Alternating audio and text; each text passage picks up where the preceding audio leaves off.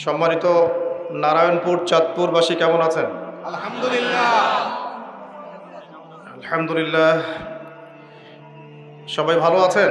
জি আলহামদুলিল্লাহ। আপনি ভালো আছেন? আলহামদুলিল্লাহ। এই ফিতনাময় পরিবেশে ভালো থাকতে পারাটাও একটা বিস্ময়কর ব্যাপার, তাই না? ভালো আছেন আলহামদুলিল্লাহ, আমরা দোয়া করি আল্লাহ পাক যেন সারা জীবন ভালো রাখেন, কিন্তু পরিস্থিতি তো ভালো না। পরিস্থিতি কেমন? খুব ভালো। আজকে কিছু কথা বলবো আপনাদের সাথে, ইনশাআল্লাহ কথাগুলো শোনার পরে রাতে ঘুম হবে কিনা টেনশন আছে, ঠিক আছে? তাহলে ঘুমের ওষুধ কেনেন আগে ভাগেই। আচ্ছা, একটা হাদিস থেকে আজকে আলোচনা করতে চাই। আমি সকাল থেকে ঘুম থেকে ওঠার পর থেকে এই হাদিসটা নিয়ে বসে আছি আর কি, এবং এই হাদিসের উপরে আমি এর আগে দুটো দার্স দিয়েছিলাম। একটা রংপুর অঞ্চলের দিকে কুড়িগ্রাম, আরেকটা সম্ভবত ঢাকায় গাজীপুর এই জায়গার দিকে। তো একটা কথা বিশ্বাস করবেন যে বই পুস্তক পড়লেই সব জ্ঞান অর্জন করা যায় না। মানুষ জ্ঞান পায় বুদ্ধি থেকে, তার অভিজ্ঞতা থেকে, কিতাবাদি থেকে, ওস্তাদের সোহবত থেকে, এবং সরাসরি আল্লাহর পক্ষ থেকে। মানুষ সরাসরি আল্লাহর পক্ষ থেকে জ্ঞান পায়।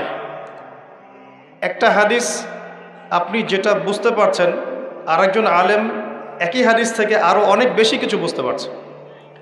এমন হয়, যারা ওস্তাদ আছেন আমার কথাটা বুঝতে পারবেন।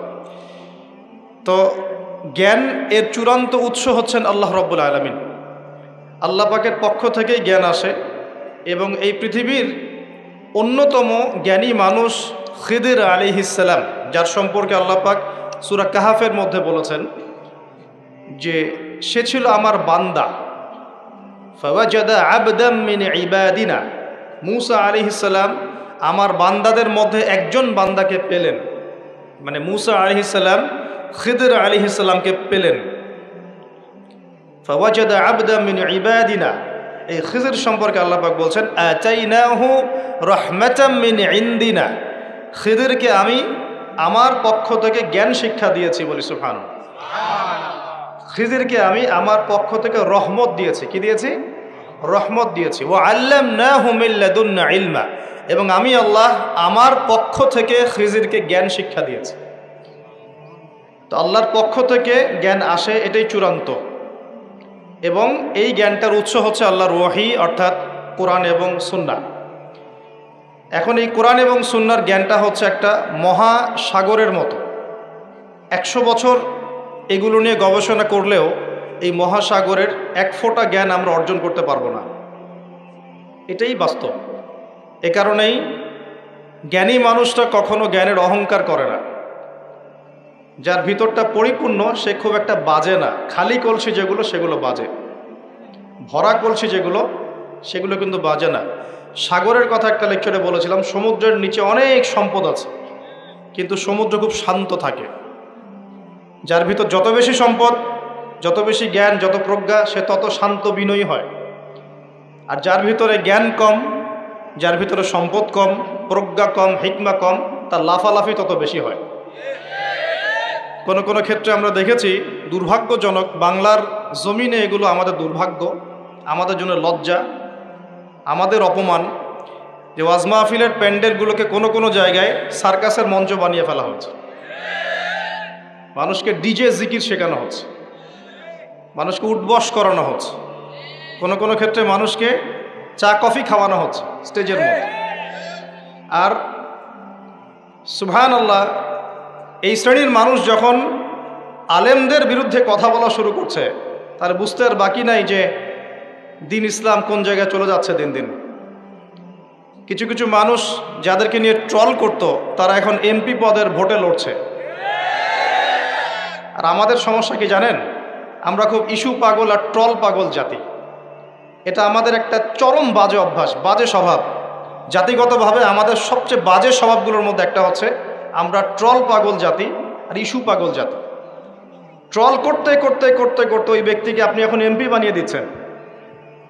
ট্রল করতে করতে তোমরাই ফেসবুক আর ইউটিউবার যারা আছো, তোমরা ট্রল করে কন্টেন্ট বানাতে বানাতে ওদের মেসেজগুলো সবার ঘরে ঘরে পৌঁছে দিয়েছে। এখন তারা এমপি পদে লড়ছে। আবার ধর্মীয় ক্ষেত্রে যাদেরকে ট্রল করেছো, ট্রল করতে করতে করতে করতে তোমরা এখন তাদেরকে আলেম বানিয়ে ফেলেছো। তারা এখন বড় বড় আলেমদের ভুল ধরা শুরু করে, মানুষকে ওয়াজ মাহফিলের মধ্যে সার্কাস শেখাচ্ছে, মানুষকে এমন জিকির শেখাচ্ছে যে জিকিরের সাথে রাসূল সাল্লাল্লাহু আলাইহি ওয়াসাল্লাম সাহাবীদের দূর দূরান্তের কোনো সম্পর্ক নাই। শুধু উমর রাদিয়াল্লাহু আনহু যদি বেঁচে থাকতেন সবগুলোকে পিটাই সাইজ করে ফেলাতেন একদম। আল্লাহর কসম করে বলছে, বিশ্বাস করেন, উমর রাদিয়াল্লাহু আনহুর মতো একজন শাসক যদি থাকতো না, তাহলে সব ডান্ডা মেরে ঠান্ডা করে ফেলানো যেত। এক ব্যক্তি উটের পিঠে একটা বোঝা চাপিয়ে দিয়েছিল। উমর রাদিয়াল্লাহু আনহু যুগের কথা বলছে। উটের পিঠে বোঝা চাপিয়ে দিয়েছে, এই বোঝায় উট চলতে পারছে না, নুয়ে পড়ছে। উমর রাদিয়াল্লাহু আনহুর হাতে একটা লাঠি ছিল, এই লাঠি দিয়ে সেই ব্যক্তিকে ডেকে তিনি দুটো মাইট দিলেন। দেওয়ার পরে ওই ব্যক্তি বলছে, বিআইয়ি যামবিন আমিরুল মুমিনিন, কোন পাপের কারণে আমাকে মারলেন হে আমিরুল মুমিনিন? তিনি বলছেন যে তুমি কি জানো না যে নবী সাল্লাল্লাহু আলাইহি ওয়াসাল্লাম পশু প্রাণীর অধিকার নিয়ে কথা বলেছেন? তোমার পিঠে যদি এই বোঝা চাপাতাম তুমি কি নিতে পারতে? তোমার কি এই পশু বা প্রাণীর প্রতি কোনো দয়া মনোভাব নাই? এর কোনো হক নাই তোমার কাছে? এত সূক্ষ্ম ছিল তার বিচার, এত সূক্ষ্ম ছিল। আপনারা জানেন না, মনে পড়ে না ওই ঘটনা যে মায়ের বাচ্চারা না খেয়ে শুয়ে আছে, কান্নাকাটি করছে। আমিরুল মুমিনিন ছদ্মবেশে রাত্রেবেলা ঘুরে বেড়াতেন। যখন দেখলেন যে শিশু কান্না করছে, জিজ্ঞাসা করলেন কেন কান্না করছে? বলছেন ফিল আলজু আমিরুল মুমিনিন, ক্ষুধার কারণে। হাদা ওয়াল্লাহি হাদা বাইনি ও বাইনা ওমর, আল্লাহর কসম করে বলছি এটা ওমর আর আমার মাঝখানের ব্যাপার। এই মহিলা বলছে। উমর রাদিয়াল্লাহু আনহুর কলিজাটা কেঁপে উঠেছিল। তিনি বলেছেন আল ফারাজুন করিব ফান্তাজিরি, অপেক্ষা করো হে আমার বোন, নিশ্চয়ই উদ্ধার নিকটেই। ফারাজুন করিব। তিনি ওখান থেকে চলে গেলেন মদিনায় হেঁটে হেঁটে। সেখানে গিয়ে নিজের পিঠে সে আটা বা ময়দা যেটা বলি আমরা, এগুলোর বস্তা উঠালেন, জব এই টাইপের, উঠিয়ে নিজে হেঁটে হেঁটে এই বস্তা কাঁধে বহন করে মহিলার বাসা পর্যন্ত এসে নিজ হাতে তাকে রান্নাবান্না করিয়ে বাচ্চাদেরকে খাইয়ে দিলেন। তারপর আল্লাহর কাছে ইস্তেগফার করছেন। এই সময় তার পাশে একজন সাহাবী ছিলেন, তার নাম ছিল আসলাম রাদিয়াল্লাহু আনহু। তিনি বলেছিলেন আনা আহমিলু ইয়া আমিরুল মুমিনিন, হে আমিরুল মুমিনিন আমাকে দিন, আমি বোঝাটা বহন করি। তখন উমর রাদিয়াল্লাহু আনহু যে কথাটা বলেছিলেন, এই একটা কথাই পুরো বিশ্বের পলিটিক্যাল সিস্টেম পরিবর্তন করার জন্য যথেষ্ট। এই একটা শব্দ, এই একটা কথা। সেটা কি? তিনি বলছেন হাল তাহমিলু উজরি ইয়াউমাল কিয়ামাহ, তুমি আজকে আমার এই আটার বস্তা বহন করতে চাচ্ছ আসলাম, কালকে আমাদের মাঠে কি তুমি আমার পাপের বোঝা বহন করবে? হাল তাহমিলু উজরি ইয়াউমাল কিয়ামাহ, তুমি কি কিয়ামতের মাঠে আমার পাপের বোঝা বহন করবে, আমার দায়িত্ব বহন করবে? আমি যে আমিরুল মুমিনিন, আমাকে আল্লাহ পাক বিশাল দায়িত্ব দিয়েছেন, যখন হিসেব নেবেন তুমি কি আমার পাপের হিসেব দিবে? এই একটা সেন্টেন্স যদি প্রত্যেক পলিটিশিয়ানের কলিজার মধ্যে ঢুকে যেতে পারে, সোনার বাংলা ইসলামিক খেলাফত কায়েম হয়ে যাবে। সিস্টেম কোথায় উমর রাদিয়াল্লাহু আনহুর, আর এই বিশ্ব চলছে কিভাবে? এখন বেশি বললেও সমস্যা, বেশি বলাও যাবে না। আধ্যাত্মিকভাবে এই জন্যে আল্লাহর কাছে তওবা করে ফিরে আসার দাওয়াত তো দেওয়া যাবে নাকি? আল্লাহ রাব্বুল আলামিন যাকে যত বড় দায়িত্ব দিয়েছেন তার কাছে তত কঠিন হিসাব নেবে, এটা চূড়ান্ত। এই স্টেটমেন্ট আপনি পাল্টাতে পারবেন না। আল্লাহ পাক যাকে যত বড় দায়িত্ব দিয়েছেন তার কাছ থেকে তত বড় হিসাব নেবেন। যার দায়িত্ব যত কম তার হিসাব তত আসান। হিসাব কঠিন হবে মূলত দুই শ্রেণীর মানুষের। এক, যারা এই যে আমরা দিন ইসলামের রিপ্রেজেন্টেটিভ, দিনের আলেম, দিনের বক্তা, দিনের দায়ী, দিনের মুফতি, মুহাদ্দিস, মুফাসসির, আমাদের হিসেব কঠিন। আর সেই দিনের কাণ্ডারি হয়ে দিনকে আজকে কোনো কোনো জায়গায় রঙ্গমঞ্চ বানিয়ে ফেলা হয়েছে। একটু ভয়ও করে না, বুকটাও কাঁপে না। ওয়াজ মাহফিল স্টেজে বসে মানুষকে দিনের নসিহত করার তো দূরের কথা, ডিজে জিকির শেখানো হচ্ছে, উল্টাপাল্টা জিকির শেখানো হচ্ছে, লাফালাফি করা হচ্ছে। হাসি তামাশার পাত্র বানানো হচ্ছে, ট্রল করা হচ্ছে, ফাইজলামি শুরু করেছে হজ মাহফিল নিয়ে। 1 ঘন্টা 1.5 ঘন্টা মানুষ কথা বলবে, দূর দূরান্ত থেকে মানুষ এসেছে, প্রতিটা সেকেন্ড এবং মিনিট এখানে ইম্পর্টেন্ট। মানুষ এসেছে একটা কনস্ট্রাকটিভ কোনো বিষয়ে আলোচনা শুনতে। ওই বেহুদা মার্কা জিকির দেখতে এসেছে, লাফালাফি লাভঝাপ দেখতে এসেছে। তারা এখানে ফাইজলামি করতে আসছে, মাথা ঝাঁকাচ্ছে আর হুহা করছে আর গান গাচ্ছে আর গীত গাচ্ছে আর কি যে করতেছে, আস্তাগফিরুল্লাহ, কি একটা অবস্থা। এগুলো ইসলাম? আপনাদের মনে হয় নবী সাল্লাল্লাহু আলাইহি ওয়াসাল্লাম মসজিদ নববীতে বসে এগুলো করতেন? আর সাহাবীরা বসে থাকতেন সামনে এভাবে? চিন্তা করা যায়। আর সমকালীন প্রেক্ষাপটে যে বড় বড় ইস্যুগুলো আছে, এগুলোকে সম্পূর্ণ এড়িয়ে গিয়ে এমন কিছু বিষয় নিয়ে সময় অতিক্রম করা হয়, টাইম পাস করা হয়, যেগুলোর সাথে বর্তমান প্রেক্ষাপটে কোনো সম্পর্কই না।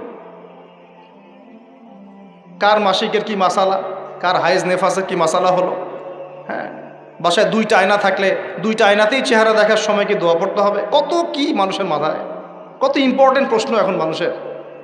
এই সব প্রশ্ন জীবন ঘনিষ্ঠ, কত প্রশ্ন খুঁটিনাটি, চুল কিভাবে কতটুকু লম্বা করতে হবে, হ্যাঁ,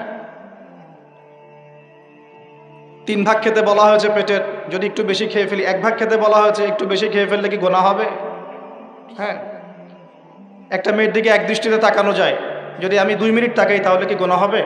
কত প্রশ্ন, কত ইম্পর্টেন্ট প্রশ্ন, মেয়েলি প্রশ্ন, কি একটা অবস্থা, কি অবস্থা। ইম্পর্টেন্ট ইস্যুগুলো কোথায়? এখনকার বিশ্বে, চলমান বিশ্বের সবচেয়ে ইম্পর্টেন্ট ইস্যু চলছে এখন মূলত 3টা। কয়টা? একটা চলে গেছে করোনা ইস্যু, এটা একটা ওয়ার্ল্ড অ্যাফেয়ার্সের বড় ইস্যু ছিল। এখন চলছে ইউক্রেন রাশিয়ার ইস্যু, যেটার সাথে পুরো বিশ্বের অর্থনৈতিক সিস্টেম জড়িত আছে এবং পুরো বিশ্বের মধ্যে বড় ম্যাসাকার একটা যুদ্ধ জড়িত আছে, যেটা যদি হয়, আল্লাহ না করুক, পুরো বিশ্ব জুড়ে, তাহলে বিশ্বের বড় বড় রাষ্ট্রগুলোরও পতন হয়ে যেতে পারে, আল্লাহ ভালো জানে। জনগণের অবস্থা খুব খারাপ হবে। একটা মেজর ইস্যু চলছে ইউক্রেন রাশিয়া ইস্যু। এখানে মুসলিমদের কি ভূমিকা, মুসলিম দেশগুলোর কি ভূমিকা, বৈশ্বিক সংকটে আমরা কিভাবে সারভাইভ করব, কিভাবে সারভাইভ করব, এগুলো কোনো ইস্যুই না এখন। এই জ্ঞানই তো নাই মাথায়, এ কারণেই তো টাইম পাস করতেছে বসে বসে। টাইম পাস করলে তো হাদিয়া দিবেন। আপনারা তো দেখতে চান কতক্ষণ ওয়াশ করলো, কি ওয়াশ করলো সেটা তো আপনার জানার বিষয় না। অডিয়েন্স দেখতে চায় কতক্ষণ ওয়াশ করলো, মাহফিল কমিটি দেখতে চায় কতক্ষণ ওয়াশ করলো, কি বলছে সেটা তো ফ্যাক্ট না আপনার কাছে। আধা ঘন্টার লেকচারে মানুষ এত দামি কথা বলতে পারে, যেটা মানুষ একদিন লেকচার করে দিলেও দিতে পারবে না। এবং যার যত বেশি জ্ঞানের গভীরতা, তার কথা তত সংক্ষিপ্ত হয়। একটা হাদিসের মধ্যে আসছে, রাসূল সাল্লাল্লাহু আলাইহি ওয়াসাল্লাম একজন সাহাবী বলেছেন, এটা আসার হাদিস না, এটা আসার, সাহাবীদের একটা চিহ্ন, তাদের থেকে আসছে। তারা বলছেন, যখন তোমরা দেখবে জুমার খুতবা হচ্ছে খুব লম্বা, অনেক লম্বা খুতবা হচ্ছে, নামাজ খুব সংক্ষিপ্ত, তখন বুঝবা ওই যুগটা হচ্ছে অজ্ঞদের যুগ। কিসের যুগ? কারণ অজ্ঞদেরকে বোঝাতে অনেক সময় লাগে। একটা বিষয়, সহজ বিষয় বোঝাতে অনেক সময় লাগবে, কারণ কিছুই বোঝে না তারা, প্রত্যেকটা বিষয় খুঁটিনাটি বোঝাতে হয়। আর যখন দেখবে যে জুমার খুতবা হচ্ছে সংক্ষিপ্ত, নামাজটা হচ্ছে লম্বা, বুঝবে এই যুগটা জ্ঞানী মানুষদের যুগ। কারণ জ্ঞানী মানুষদেরকে বেশি কথা বলতে হয় না, টাচ দিলেই বুঝতে পারে কি বলতে যাচ্ছে তারা, কি ওয়াজ করতেছেন, কি ওয়াজ করতেছে সেটা বড় কথা না, কতক্ষণ ওয়াজ করছে এটা এখন বড় কথা হয়ে গেছে। তো এগুলো চলছে, এই মেজর ইস্যু, যেটার সাথে পুরো বিশ্বের অর্থনীতি, রাজনীতি, সমরনীতি, ফাইন্যান্স, গ্যাসের দাম, তেলের দাম, ভোগ্য পণ্যের দাম, নিত্য প্রয়োজনীয় পণ্যের দাম, রেমিটেন্স, আপনার ডলার রিজার্ভ, মুদ্রাস্ফীতি, সব জড়িত হয়ে আছে ইউক্রেন রাশিয়া ইস্যুর সাথে। সব কিছু জড়িত এই ইস্যুটার সাথে, কোনো আলাপ নাই। আচ্ছা, ওটা বাদ দেন, আমাদের না ওটা। এখন টাটকা ইস্যু চলছে কোরআন পুড়িয়ে দেয়া, চলছে না? পশ্চিমারা কোরআন পুড়িয়ে দিচ্ছে। কোরআনের প্রতি এত ক্ষোভ কেন? কেন পোড়াচ্ছে?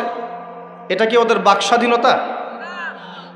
এখন কি মানবতা বিরোধী অপরাধ হচ্ছে না? এটা কি সন্ত্রাসবাদ নয়? এটা কি নব্য সাদা চামড়ার জঙ্গিবাদ নয়?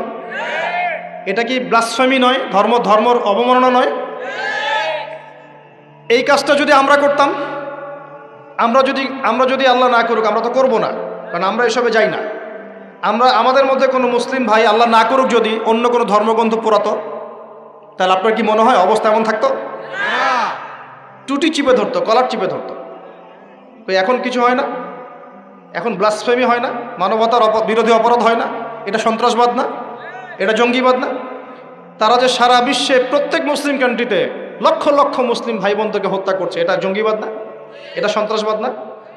ওরা তো ছেলে ছেলেদের বিয়ে করে, ন্যাংটা হয়ে ঘোরাফেরা করে, উলঙ্গ হয়ে ঘোরাফেরা করে। ওদের সমাজে এক একটা মেয়ে বিয়ের আগে 10 বার করে সেক্স করে কমপক্ষে, এক একটা ছেলে বিয়ের আগে 10-20টা মেয়ের সাথে সাধভোগ করে। ওরা আমাদেরকে শেখায় এখন সভ্যতা কাকে বলে, ওরা আমাদেরকে শেখায় জ্ঞান কিভাবে শিখতে হবে, ওরা আমাদেরকে যে মতবাদ শেখায় আমরা সেটা কাটপেস্ট করে প্রয়োগ করি। সব কিছু ওদের থেকে আসতেছে আমাদের এখানে। আমরা আমাদের গায়রত, কোরআন এবং সুন্নাহ আদর্শ হারিয়ে ফেললাম, এতই দুর্বল হয়ে গেলাম। তো ওরা যে কোরআন পড়িয়ে দিচ্ছে, এই ইস্যু নিয়ে কয়টা ওয়াজ শুনেছেন আপনি? কয়টা প্রশ্ন শুনেছেন? মানুষের প্রশ্ন মাশাআল্লাহ, এত সূক্ষ্ম সূক্ষ্ম প্রশ্ন। ভাই সুবহান রাব্বিয়াল আযীম 3 বার জায়গায় 4 বার পড়লে কি গুনাহ হবে? কি বিশাল প্রশ্ন আপনার! মানে এই প্রশ্নের উত্তর না জানলে অবস্থা খারাপ হয়ে যেত একদম। একজন আমাকে বলেছিল যে এত হাইথটের বিষয় নিয়ে, টপিক নিয়ে কথা বলার কি দরকার, ওযু আর গোসলের মাসালা শেখানো যায় না? এটা বলতেছে। হ্যাঁ, খুব এগ্রেসিভ আমার প্রতি, পারলে মাইট দেয় আমাকে তখন। তা বললাম যে সারা জীবন কি ওযু আর গোসলের মাসালাই শিখবেন? এটা তো মানুষ নুরানি ক্লাসে শিখে শেষ করে, বক্তব্যে শিখে শেষ করে ওযু কেমন করে করতে হয়, গোসল কেমন করে করতে হয়। একটা সময় মুসলিমরা পুরো বিশ্বকে নেতৃত্ব দিত। মানে আমরা যদি বিশ্বের কোনো দেশকে বলতাম ওঠো, ওরা উঠতো, বসতো, বলতাম বসো, বসতো। এই জায়গায় আমরা ছিলাম একদিন 2 দিন না, প্রায় 1200 বছর। কত বছর? 1200 বছর। এই জেনারেশন কি এই কথাটা জানে সত্যি? এই জেনারেশনের কত পার্সেন্ট মানুষ এটা জানে? কত পার্সেন্ট যুবক এটা জানে যে আমাদের শেকড় কোথায়? এই উপমহাদেশে ইসলাম কিভাবে এসেছে, ইউরোপে ইসলাম কিভাবে গেছে, ওরা কিভাবে ইসলাম বিদ্বেষী হলো, কয়টা ক্রুসেড হয়েছে, কয়টা ক্রুসেড তারা লঞ্চ করেছিল, কতবার তারা আমাদের উপর আক্রমণ করেছে, কেন তারা পুরো বিশ্ব জুড়ে মুসলিমদেরকে আজকে মেরে ফেলতে চায়, ডমিনেট করতে চায়, কেন চায়, উদ্দেশ্য কি ওদের, কেন কোরআন পড়িয়ে দিচ্ছে, এর সাথে কি শত্রুতা? আল্লাহ পাক কোরআনকে বলছেন যে ওয়ালাকাদ সাররাফনা ফি হাযাল কুরআন লিন-নাস মিন কুল্লি মাসাল, আমি এই কোরআনের মধ্যে মানব জাতির জন্য সমস্ত বিষয় বর্ণনা করেছি। বলে সুবহানাল্লাহ। আল্লাহ পাক বলছেন ওয়া নাযালনা আলাইকাল কিতাব, হে নবী আমি তোমার প্রতি এমন কিতাব নাজিল করেছি তিবিয়ানান লিকুল্লি শাই, যে কিতাবটা প্রতিটা বিষয়কে ব্যাখ্যা করবে। ওয়া হুদা ওয়া রাহমাতান, এটা হেদায়েত এবং এটা রহমত। ওয়া বুশরা লিল মুসলিমিন, মুসলিমদের জন্য এটা বুশরা, সুসংবাদ। তো এত সুসংবাদে পরিপূর্ণ বইটাকে কেন পড়াচ্ছে তারা? কার প্রতি বিদ্বেষ? কেন কোরআনকে সহ্য করতে পারছে না? কারণ কোরআন ওদের সমকামিতার বিরুদ্ধে, কোরআন ওদের সুদের বিরুদ্ধে, কোরআন ওদের জুলুমের বিরুদ্ধে। কোরআন পৃথিবীর সমস্ত জুলুমের বিরুদ্ধে দাঁড়িয়ে যাবে। কোরআন পর্নোগ্রাফির বিরুদ্ধে, কোরআন এই জিনার বিরুদ্ধে, কোরআন ওদের সমস্ত নোংরামির বিরুদ্ধে। এই কারণেই কোরআনের সাথে এত শত্রুতা। ওরা সারা বিশ্ব জুড়ে চুরি আর ডাকাতি করছে, কোরআন তার বিরুদ্ধে। সারা বিশ্ব জুড়ে শিরক ছড়িয়ে দিচ্ছে, কোরআন তার বিরুদ্ধে। সারা বিশ্বরা মতবাদ ছড়িয়ে দিচ্ছে যে আল্লাহর পুত্র আছে ঈসা আলাইহিস সালাম, নাউযুবিল্লাহ, কোরআন তার বিরুদ্ধে। তারা মুহাম্মদ সাল্লাল্লাহু আলাইহি ওয়াসাল্লাম এবং তার সুন্নতকে অস্বীকার করে, কোরআন তার পক্ষে। কোরআনে বলা হচ্ছে যে আল্লাহর জমিনে আল্লাহ পাকের দিনটা প্রতিষ্ঠা করতে হবে, ওরা তার বিপক্ষে। এই সমস্ত কারণে ওরা কোরআনকে জ্বালিয়ে দিতে চায়। এখন কোরআনে কখনো বলা আছে নিরপরাধ কোনো মানুষকে হত্যা করতে হবে? এইরকম একটা কিতাবকে তারা কেন পড়াচ্ছে? এই ইস্যু নিয়ে কতগুলো ওয়াজ মাহফিল শুনেছেন, কয়টা প্রশ্ন শুনেছেন? সমস্যা আমাদের মধ্যেও, সমস্যা আপনাদের মধ্যেও, সমস্যা অডিয়েন্সের মধ্যেও, সমস্যা যে স্পিচ দিচ্ছে তার মধ্যেও। আমরা কেউই পারফেক্ট না, আমরা সবাই আমাদের জায়গা থেকে খেয়ানত করছি, আমরা সবাই যার যার জায়গা থেকে আমানতের খেয়ানত করছি। যদি আমরা সবাই যার যার জায়গা থেকে আমানতদার হতাম, আজকে ইসলামের অবস্থা এমন হতো না। বিশ্বাস করেন, সেকুলার সমাজ, নাস্তিক সমাজ, বা যারা একটু মুক্ত চিন্তা বলে, বাক স্বাধীনতার কথা বলে, মুক্ত চিন্তার কথা বলে, যারা দাবি করে তারা একটু স্মার্ট, এমন দাবি করে না, এই বিশাল কমিউনিটি ইসলামের নামে এরকম কিছু ভণ্ডামি দেখে ইসলাম সম্পর্কে বিরূপ ধারণা সৃষ্টি করে। এবং এই ইস্যুগুলোকে কেন্দ্র করে তারা সারা ওয়ার্ল্ডে প্রোপাগান্ডা চালায় ইসলামটা এমন। ইসলাম কি এমন? ইসলামকে আজকে হাসি ঠাট্টার পাত্র বানানো হয়েছে। এগুলো দেখে কোনো মানুষ ভালো থাকতে পারে? যদি ভিতরে ঈমান থাকে, আপনার ভিতরে রক্তক্ষরণ হবে, আপনার কলিজা কাঁদবে, ভিতরে একটা জ্বলন ফিল হবে, আগুন জ্বলবে ভিতরে, সমুদ্রের মতো। সমুদ্র আস্তে আস্তে বয়ে যাচ্ছে ঠিকই, ভিতরে কিন্তু আগ্নেয়গিরি আছে। জানেন সমুদ্রের ভিতরে কি আছে? আগুন আছে, আগুন। কিয়ামতের দিন ফেটে পড়বে সমুদ্র, একদম কিয়ামতের দিন সমুদ্র ফেটে পড়বে এবং পানিতে আগুন লেগে যাবে। আমরা তো জানি যে পানিকে নেভায়, আগুনকে নেভায় পানি, তাই না? কিয়ামতের মাঠে উল্টা হবে, আগুনেই পানিতে আগুন লেগে যাবে কিয়ামতের মাঠে। সূরা তাকবীর পড়ে দেখেন, এর নিচের মধ্যে এরকম আগুন আছে। এগুলো দেখার পরেও কোনো ইমানদার মানুষ ভালো থাকতে পারে? টাটকা ইস্যু ছিল এই যে একটা বৈশ্বিক সংকট, যুদ্ধ চলছে সারা বিশ্বে, তার উপর করোনার একটা প্রভাব চলে গেছে। আরেকটা আছে এই যে কোরআন ইস্যু চলছে এখন। আর সবচেয়ে লেটেস্ট, এবং এটা তো চলছেই বিগত 80 বছর থেকে, আবার নতুন করে ইস্যু চলছে এখন, প্যালেস্টাইন, ফিলিস্তিন এবং ইসরায়েল ইস্যু চলছে না? এখনকার ইস্যু ওদের, এখনকার ভিশন কি? এই যে আমাদের মসজিদ বাইতুল আকসা, মসজিদুল আকসা, এটাকে সরিয়ে ফেলে সেখানে ওদের টেম্পল নির্মাণ করার প্ল্যান এখন। আমরা এই পর্যন্তই বলতে পারবো না, আউযুবিল্লাহ, এর বেশি কিছুই করতে পারবো না। আমাদের ঈমান এই অবস্থাতেই এখন। একটা লেভেল থাকে, মান রা মিনকুম মুনকার, কেউ যদি কোনো মুনকার কাজ দেখে ফালিয়ুগাইয়ির বিয়াদিহি, ক্ষমতা থাকলে হাত দিয়ে সরিয়ে দিবে, মানে ক্ষমতা থাকলে একদম লড়াই করে সরাই দিবে। এটা এক নাম্বার। 2, ওয়াইল্লাম ইয়াস্তাতি, যদি সেটা করতে না পারে ফাবিলিসানিহি, কমপক্ষে লিসান দিয়ে বলবে। লিসান দিয়ে বলে কয়জন? ওঠেন বসেন ওয়াজ মাহফিল চলছে এখন, লিসান দিয়ে বলে কয়জন? কয়জন হকপন্থী উলামায়ে কেরাম এই পুরো ওয়ার্ল্ড অ্যাফেয়ার্সের বড় বড় ইস্যুগুলোকে নিয়ে বীর দর্পে কথা বলছে বাংলার মাটিতে? একটু দেখতে হবে তো, আপনাকে খেয়াল করতে হবে তো বিষয়গুলো। ওয়াজ মাহফিল কি আল্লাহর আমানত না? এ দ্বীনের আমানত না? এটা কি মুসলিমদের পক্ষে কথা বলবে না বিপক্ষে কথা বলবে? ইসলামকে রিপ্রেজেন্ট করবে কি না? তাহলে ওই ইস্যুটা কি বড় ইস্যু নয়? শেষ জামানার হাদিসগুলো পড়ে দেখেন, শেষ জামানার সবচেয়ে ইম্পর্টেন্ট জায়গা হচ্ছে এই প্যালেস্টাইন, এই জেরুজালেম। এই জেরুজালেম থেকেই শেষ জামানার সবচেয়ে বড় বড় ঘটনাগুলো ঘটবে। ওইখানেই দেখবেন দাজ্জালের সাথে লড়াই হচ্ছে, দাজ্জালকে মেরেও ফেলা হবে ওইখানেই। ওই জায়গাগুলোতেই ঈসা আলাইহিস সালাম আসবেন, ওখানে ইমাম মাহদী, সবই ওখানে। শেষ জামানার বড় বড় ক্যারেক্টার সব ওখানে, সবই ওখানে। এমনকি যে বাহিনীর কথা বলা হয়েছে শেষ জামানায়, একটা বাহিনী, আল্লাহর সেনাবাহিনী, লড়তে লড়তে লড়তে লড়তে ওই জেরুজালেম পর্যন্ত চলে যাবে। পৃথিবীর কোনো শক্তি ওদেরকে দমন করতে পারবে না। এটাও হাদিস আসছে। এমনকি এমনও হাদিস আসছে যে লাতুকাতিলুন্নাল ইয়াহুদ, তোমরা ইহুদদের সাথে যুদ্ধ করবে, নবীজি বলেছেন। এমনকি কোনো ইহুদ যদি, ওদের কোনো যোদ্ধা যদি এই পাথরের বা গাছের পিছনে গিয়ে লুকায়, এই গাছ এবং পাথর কথা বলা শুরু করবে। যে কোনো আলেমকে জিজ্ঞাসা করে হাদিসটা বলে দিবে। গাছ এবং পাথর কথা বলা শুরু করবে, ইয়া মুসলিম, হে মুসলিম, হে মুসলিম সৈন্য, ইন্না ওয়ারা'আল ইয়াহুদ তাআল ফাকতুলহু, আমার পিছনে একজন লুকিয়ে আছে, আসো একে হত্যা করে যাও। গাছ এবং পাথর কথা বলবে। গাছ পাথর কেন কথা বলবে? কারণ আল্লাহ পাকের জড়বস্তু দীর্ঘদিন ধরে এদের জুলুম দেখতে দেখতে অতিষ্ঠ হয়ে যাবে।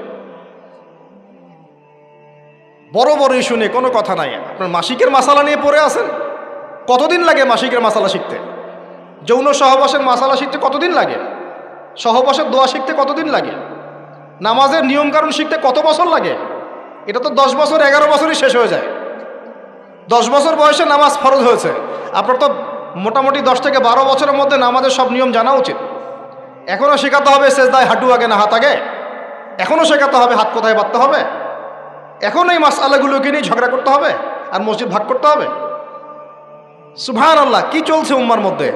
একটু ভাববেন না আপনারা কি চলছে? এগুলোই চলবে, এগুলোই চলবে। সামনে একটা সময় আসতেছে, ওইদিকে আমি একটু পরে আসতেছি।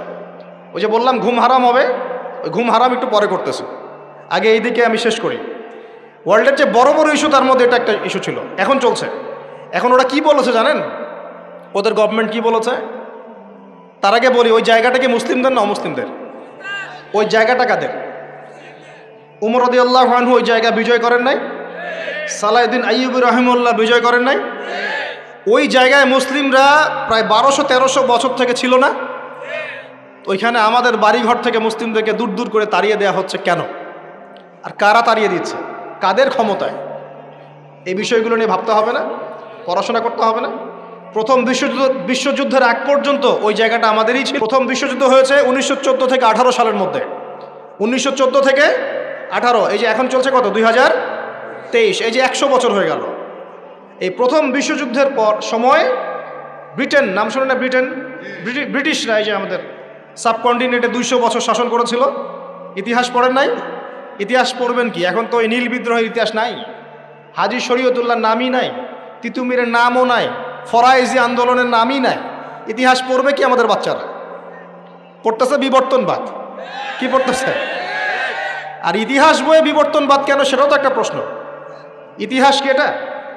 বিবর্তনবাদ কোন ইতিহাস? তাদের মধ্যে একজন বলেছিল, একজন ভদ্রলোক, জ্ঞানী মানুষ, কিন্তু তারা অন্যদিকে জ্ঞানী, আর ইসলামিক জ্ঞান নাই, তো এই কারণেই বলছে ইসলামিক জ্ঞানের অভাব আছে। তো বলছে আসলে এটা বিবর্তনবাদ নয়, এটা হচ্ছে আমাদের আদি মানুষরা কেমন ছিল তাদের চেহারার একটা সুরত দেওয়া হয়েছে, সেটিং দিল।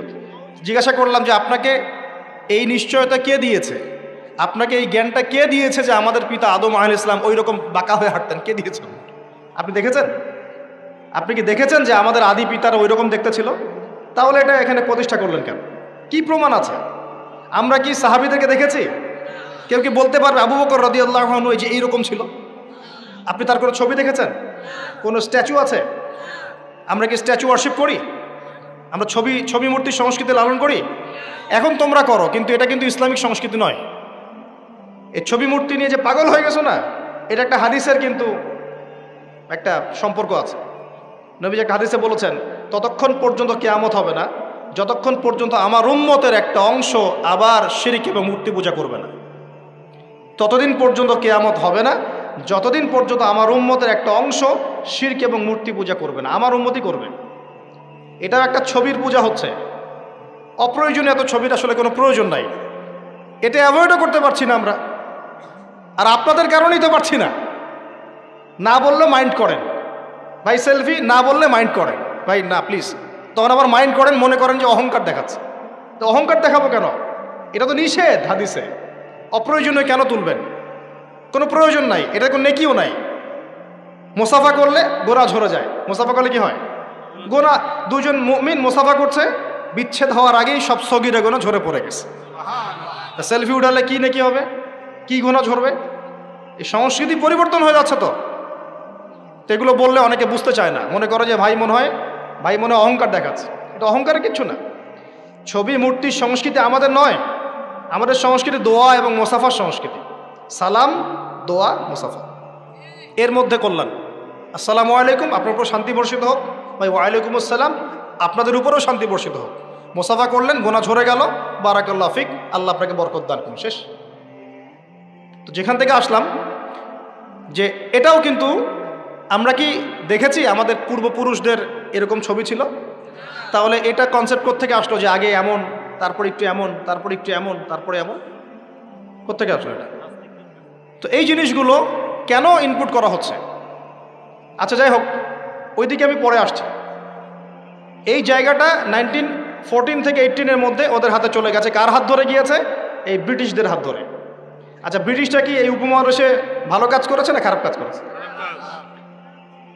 কোনো কোনো ক্ষেত্রে তারা মুসলিমদের চেয়েও ভালো কাজ করেছে। বলবো কোথায় কোথায়? ব্রিটিশ আমলে একটা ব্রিজ দেখবেন, একটা ব্রিটিশ আমলের ব্রিজ আজকেও ভাঙে নাই, এখনও ভাঙে নাই, সুন্দর চলছে না? এরকম আছে না কনস্ট্রাকশন? আর আপনি ব্রিজ তৈরি করতেছেন, আমি করতেছি, আমরা কিছু কাজ করতেছি, 2 দিনে ভেঙে যাচ্ছে, এক বছরে ভেঙে যাচ্ছে, 10 বছরে ভেঙে যাচ্ছে। কারণ কি? কি কারণ? কারণ কি? তো এই ক্ষেত্রে ওদের অবকাঠামোগত কাজটা ভালো হয় নাই। রেল লাইন ছিল, কারা তৈরি করেছে? চলতেছে না এখনো? দুনিয়াবি কাজ যখন তারা করে, এমনভাবে করে যাতে 100 বছর টিকে থাকে। এটা তো প্রশংসা করতে হবে নাকি? আধ্যাত্মিকভাবে ধর্মীয় ক্ষেত্রে তার প্রচুর জুলুম করেছে, করে নাই? জুলুম করেছে। ওরা ডিভাইড অ্যান্ড রুলে বিশ্বাসী ছিল। মানুষকে ভাগ করে দিবে দলে দলে, এবং মানুষ আপোষে মারামারি করতে থাকবে। ডিভাইড মানে ভাগ করো, শাসন করো। ঐক্যবদ্ধ থাকলে শাসন করা যায় না। আপনারা সবাই যদি ঐক্যবদ্ধ থাকেন, তখন আমি কিন্তু আমার কোনো মতবাদ আপনার উপর চাপাতে পারবো না। কিন্তু যদি আমি আপনাকে ভাগ করে ফেলি, 10টা গ্রুপে ভাগ করে দেই, তখন আমাকে কিছুই করতে হবে না, আপনারাই মারামারি করে শেষ হয়ে যাবে। এই কাজটা এখন সারা বিশ্বে মুসলিমদের দ্বারা হচ্ছে না? তো ওরা এই পলিসি অ্যাপ্লাই করেছিল। আমি একটু বলে দিই এই পলিসিটা কার। এই পলিসিটার কথাও কোরআনে বলা আছে। ওই যে বললাম কোরআনে আল্লাহ পাক সব বলেছেন, প্রতিটা বিষয় আল্লাহ ব্যাখ্যা করেছেন। এই ডিভাইড অ্যান্ড রুল, এই পলিসি নতুন পলিসি নয়। এই পলিসি ছিল ফেরাউনের পলিসি। কার পলিসি? কোন সূরায় আছে এটাও বলে দেই, সূরা মুমিন। সূরা মুমিন, এই সূরার মধ্যে পড়লে আপনি দেখবেন ফেরাউন তার কওমটাকে এভাবে ভাগ করে করে করে শাসন করেছে, এবং দুর্বলদের উপরে জুলুম চাপিয়ে দিয়েছিল। দুর্বল ছিল কারা? বনু ইসরাইল।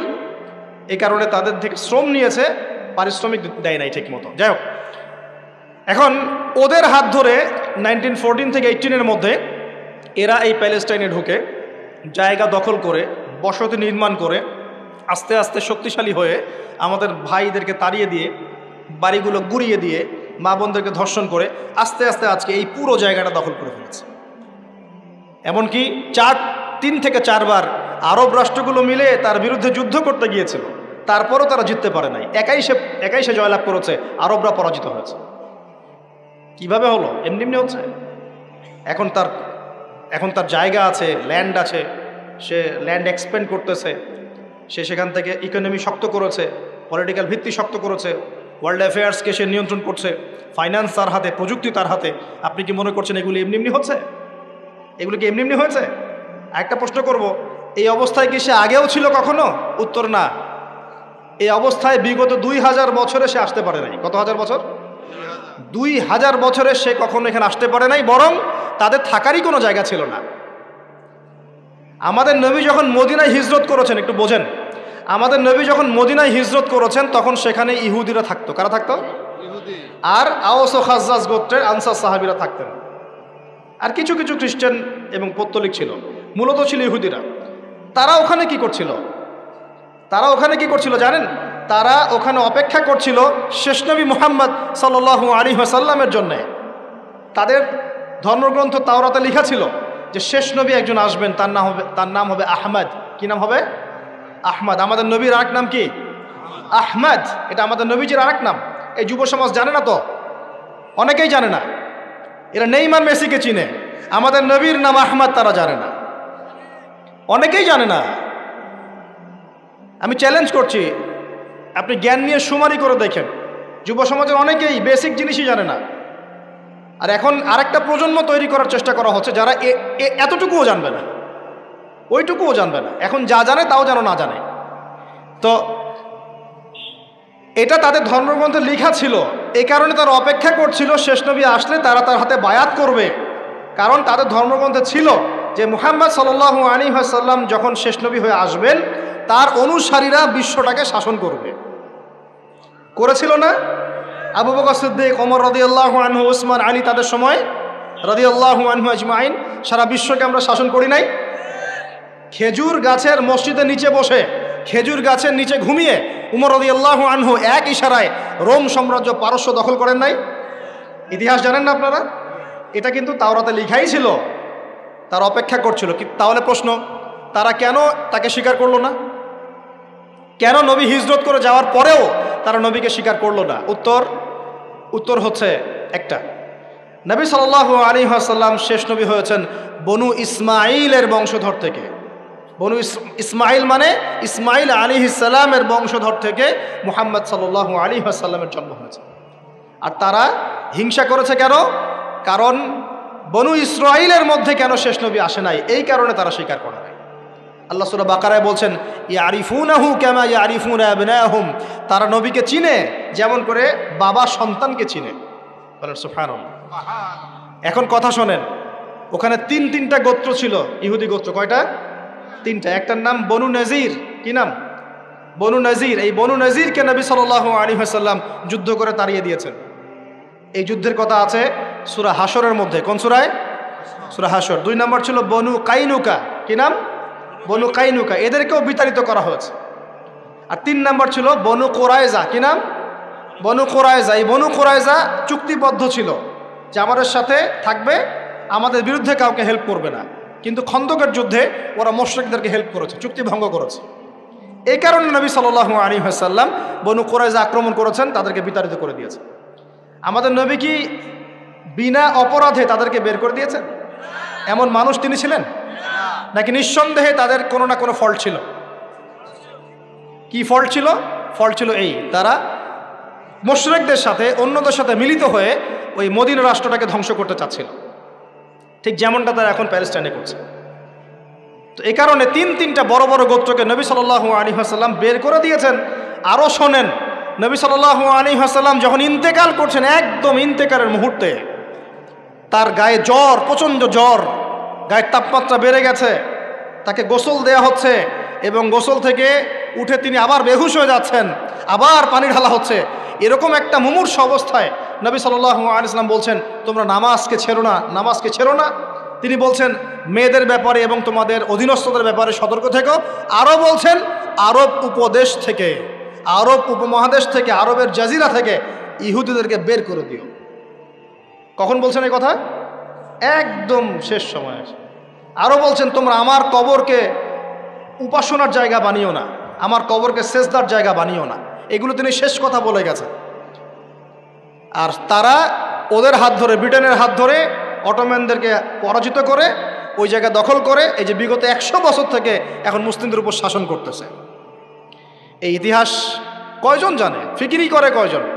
সবাই তো ওঠেন আর বসেন বসে আছে, চা খাই, কফি খাই, ঢেলে দেই, আস্তাগফিরুল্লাহ। মানে কি চলতেছে ওয়াজ মাহফিল? ওয়াজ মাহফিলে এগুলো হয় না? ওয়াজ মাহফিলে মানুষ কিছু শিখতে আসে, জানতে আসে।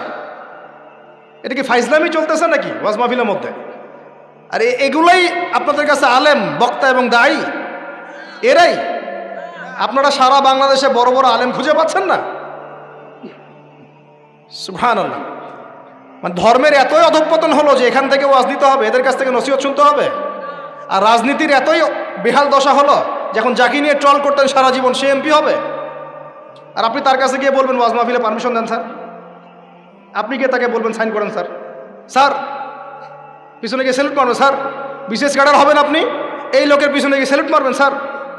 এই হলো দশা। আস্তে এটাই সিস্টেম চলবে এভাবেই? কি চলতেছে এগুলা? যা ইচ্ছা তাই করতে পারবে সবাই। আর সত্য কথা বললেই দোষ আমাদের হবে, হককে হক বললে দোষ আমাদের হবে, বাতিলকে বাতিল বললে দোষ আমাদের হবে। হকের উপর থাকলে সারাদিন গীবত, তমত, গালি, সমালোচনা শুনতে হবে, জানের হুমকিতে চলতে হবে, জানের হুমকির উপর চলতে হবে। আল্লাহর জমিনে ফাইজলামি শুরু করছেন সবাই মিলে। কি আশ্চর্য একটা অবস্থা চলতেছে। আর এই ঘটনাগুলো দিন দিন বাড়তেই আছে। তোমরা এত ট্রল করো কেন? হয়তো কন্টেন্ট মেক করো কেন? তোমার $10 জন্য তোমার এইভাবে ইসলামকে বিকৃত করার কি দরকার আছে? ইউটিউবিং, ফেসবুকিং করার আগে শিখতে হবে, জানতে হবে কি প্রচার করা যাবে আর কি প্রচার করা যাবে না, কি প্রচার করতে পারবো, এটা প্রচার করলে কি হতে পারে। একজন আলেম আরেকজন আলেমকে না হয় একটু সমালোচনা করেছেন, তুমি তো জানো না এটা প্রচার করলে কি ইফেক্ট পড়বে, উভয়ের মাঝখানে সম্পর্ক খারাপ হয়ে যাবে। একটা ঘটনা ঘটেছে, এত লাফাচ্ছ কেন তুমি? তোমাদের লাফালাফির কারণে সারা দেশে এটা নিয়ে একটা ইস্যু তৈরি হয়ে গেল, মানুষ মূল ইস্যুটাকে ভুলে গেল। এই যে মূল ইস্যু ছিল ইসরায়েল ইস্যু, প্যালেস্টাইন ইস্যু। শেষ কি কথা বলেছে এটা শোনেন। ওরা শেষে বলেছে, এখন গতকালকে নিউজ দেখলাম, তারা বলছে এখন প্যালেস্টাইনিদেরকে দেখলেই গুলি করে মেরে ফেলাবে। কি বুঝতে পারলেন না? এখন এত হাই লেভেলে চলে গেছে ওদের এগ্রেশনটা যে দেখলেই গুলি মারে দিবে। দেখলেই গুলি মারতে হয় কখন? এটা কি যুদ্ধক্ষেত্র? এটা কি ব্যাটল হচ্ছে? দেখলেই গুলি মারতে হবে শত্রুকে? ও কি শত্রু? যে তার বাড়ি ফিরে যাচ্ছে, যে বলছে যে মসজিদে আকসা আমি নামাজ পড়তে চাই, ওখানে নামাজ পড়ার অধিকার নাই আমার? ওখানে নামাজ পড়ার অধিকার মুসলিমদের নাই? ওটা আমাদের পবিত্র জায়গা না? তো নামাজ পড়তে গেলে তুমি গুলি করে মারে দিবা? আর এইসব বিগার ইস্যুসগুলো বাদ দিয়ে আমরা এগুলো নিয়ে পড়ে থাকবো? কমপক্ষে মুখ দিয়ে তো প্রতিবাদ করতে পারবো, যাতে কারণ আল্লাহর কাছে আমরা বলতে পারি আল্লাহ মুখ দিয়ে বলেছে, কমপক্ষে হাত দিয়ে পারি নাই, মুখ দিয়ে বলেছে। আর মুখ দিয়ে না পারলে কি করতে হয়? সবই কলবিহি, অন্তর থেকে কি ঘৃণা করতে হয়। তো অন্তর থেকে ঘৃণা করবেন কখন? যখন জানবেন তখন তো। জানাবে কে আপনাকে? যে আপনার সামনে বসে আছে এ তো আপনাকে দিন শেখাচ্ছে না, আপনাকে সার্কাস শেখাচ্ছে। তো প্রিয় ভাইয়েরা, সচেতন হন, এই দুনিয়ার জীবনটাকে নিয়ে হেলায় খেলায় নষ্ট করে দিয়েন না। জ্ঞান অর্জন করেন, পরিস্থিতি বোঝেন, আমল বাড়িয়ে দেন, হালাল খান। আর এই যে চিলে কান নিয়েছে এই টাইপের বিষয়ের দিকে যায়েন না। ইস্যু পাগল হয়েন না, ইস্যু পাগল হয়েন না, আর এই ট্রল পাগল হয়েন না। কনস্ট্রাকটিভ কিছু চিন্তা করেন, কিছু কাজ করেন, সৎ কাজে আদেশ করেন, অসৎ কাজে নিষেধ করেন। নিজেদের দেশের মধ্যে বিশৃঙ্খলা সৃষ্টি করেন না, সবার প্রতি কল্যাণকামী হন। মানুষের কল্যাণকামী হয়ে সবাইকে গঠনমূলকভাবে সত্যটাকে তুলে ধরেন। যার ইচ্ছা হবে সে সত্য স্বীকার করবে ইনশাল্লাহ, যার ইচ্ছা হবে সে করবে না। অ্যাটলিস্ট আপনি আপনার দায়িত্বটুকু পালন করেন। উম্মার মাঝখানে বিভক্তি বাড়িয়ে দিয়েন না, ঐক্যবদ্ধ করার চেষ্টা করেন। না পারেন তাও চুপ থাকেন। ঐক্যবদ্ধ করতে পারছি না, কেউ কথা শুনছে না, চুপ থাকেন। আগুন উস্কে দেওয়ার কি দরকার আছে? দরকার আছে? অ্যাটলিস্ট যা আছে তাও থাক, এটাকে আরও খারাপ করার কি দরকার? প্রত্যেকটা সেক্টরে এই সমস্যা চলছে, টপ টু বটম। আল্লাহ পাক আমাদেরকে বোঝার তৌফিক দান করে নেন। আমার কথা কি কষ্ট পাচ্ছেন? পুরো সিচুয়েশন যখন আপনি বুঝতে পারবেন, ধর্ম, সংস্কৃতি, সমাজ, পরিবার, অর্থনীতি এবং রাজনীতি, তখন দেখবেন আপনি ভালো থাকতে পারবেন না। আপনি একা একা ভালো থাকতে পারবেন না। হ্যাঁ, ভালো থাকতে পারবো আমি কিভাবে জানেন? মনে করেন আমি টুকটাক কিছু আর্ন করি, এখন আমি চাল ডাল কিনে বাসায় মজুত করে রাখি, বউ বাচ্চা কাচ্চাকে নিয়ে টুকটাক খাই, মসজিদে যাই আসি, যাই আসি, যাই আসি, বাস এটা আমার কাজ। ঠিক আছে, কারোর সাথে কথাও বলি না, কারোর সাথে এভাবে মিশিও না। আমি কারো ডানেও নাই, বামেও নাই, ওখানেও হ্যাঁ, এখানেও হ্যাঁ, ওখানেও না, এখানেও না, মানে তালগোল পাকানো। আপনি ভালো থাকতে পারবেন, রিল্যাক্স, একদম ভালো। কি দরকার এসব বলার, কি দরকার শোনার, কি দরকার ভাবার? আছি তো, চলছে, চলুক। এভাবে চলতে থাকলে একদিন দেখবেন ফিতনা আপনার দরজার সামনে এসে হাজির হয়ে গেছে। একদিন না একদিন দেখবেন আপনিও ভালো থাকতে পারবেন না, ফিতনা আপনার দরজার সামনে চলে আসবে। দেখবেন খুব ভালো ছিলেন, কিন্তু দেখবেন আপনার মেয়েটাকে বাইরের কেউ নিয়ে চলে গেছে। হচ্ছে না এমন? খুব পরেশগার মানুষ, কারো ডানে বামে নাই, কিন্তু পরিবার ইসলাম প্রতিষ্ঠা করতে পারে নাই, মেয়েটা বাইরে চলে গেছে পালায়। ছেলেটা দেখবেন মদের আসরে বসে আছে। ঠিক আছে, নিজের বাচ্চার ভবিষ্যৎ ঠিক নাই, অনেক সমস্যা। শোনেন প্রিয় ভাইরা, নিজে একা একা ফিতনা থেকে বেঁচে থাকা যাবে না। ফিতনা থেকে বেঁচে থাকা যাবে না, এর দলিল কোরআনেই আছে। ওয়াত্তাকু ফিতনা, ওয়াত্তাকু ফিতনাতান লা তুসিবান্নাল্লাযীনা যালামু মিনকুম খাসসা। আল্লাহ বলছেন তোমরা সেই ফিতনা থেকে বেঁচে থাকো। আল্লাহর কথা শোনেন, আল্লাহ পাক বলছেন তোমরা সেই ফিতনা থেকে বেঁচে থাকো, যে ফিতনা শুধু জালেমদের উপর খাস করে আসবে না, মানে সবার উপরেই আসবে। বলেন তো, সুদের ফিতনা সবার উপরে আসে নাই? আসে নাই? এই যে একসময় ঘুষটা খুব অপরাধ মনে করা হতো, যে ঘুষ ছি, মানুষ দেখলে কি, জানলে কি বলবে। আস্তে আস্তে আস্তে আস্তে ইউজ টু হয়ে গেলাম, এখন স্বাভাবিক হয়ে যাচ্ছে দিন দিন। হ্যাঁ, দেওয়াই লাগে, নেওয়াই লাগে। এখন ফতোয়া জিজ্ঞাসা করতেছে যে আমার যোগ্যতা ছিল আর এক ভাইয়ের যোগ্যতা ছিল না, তো এখন যদি আমি আমার যোগ্যতা বলে চাকরিটা পাওয়ার জন্য একটু ঘুষ দিই, জায়েজ হবে কি না? তখন আবার ফতোয়া দিচ্ছে হ্যাঁ জায়েজ হতে পারে। এই জায়গায় চলে আসছি আমরা, এখন ইউজ টু হয়ে গেছে। আগে একটা ছিল যে ধর্ষণ, অল্প কিছু হলে মানুষের মধ্যে একটা এগ্রেশন কাজ করতো, মানুষ বিচার চাইতো, মানুষ আন্দোলন করতো, অনেক কিছু করতো। আস্তে আস্তে ইউজ টু, হ্যাঁ হয়, দেশে 10-20টা হয় প্রতিদিন।